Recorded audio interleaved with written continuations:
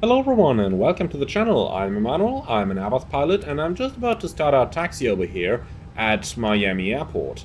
Now, most of you familiar with the A320 will know that once the airplane starts moving for the first time on the taxi, we do conduct a brake check. And when the brake check is conducted, we look at the gauge and we call pressure zero. But why is it pressure zero? And why do we only do this on Airbus aircraft and not on Boeing aircraft? Okay, let's go right into it. So, first of all, we're going to start with why is the brake pressure showing zero? And why is that actually the thing that we are looking for during our brake check? Well, the reason for that is quite simple. The brake pressure that's shown on the triple indicator in the Airbus cockpit is not your primary brake system, but it is actually the backup system.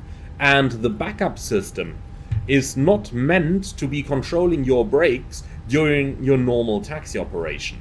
Now, the only system that is permanently attached to the backup system is the parking brake. Therefore, whenever you set the parking brake, you are going to get an indication on the triple indicator of the brake pressure rising.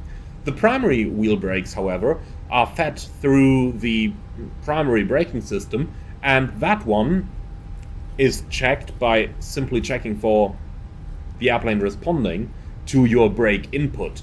Therefore, since we want to verify that the brakes that are now being applied to the airplane after our engine start are indeed the primary brakes and not the secondary system, we simply go ahead and conduct the brake check, verify pressure is zero, and that tells us that we are now operating correctly on the primary system, so that the system has switched over.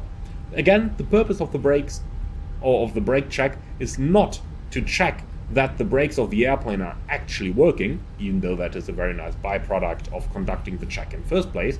But the purpose of the check is not to check primarily that the brakes are working, but the purpose of it is to check that the system has correctly transferred from the normal brakes to the alternate brake system and is now using the normal braking system.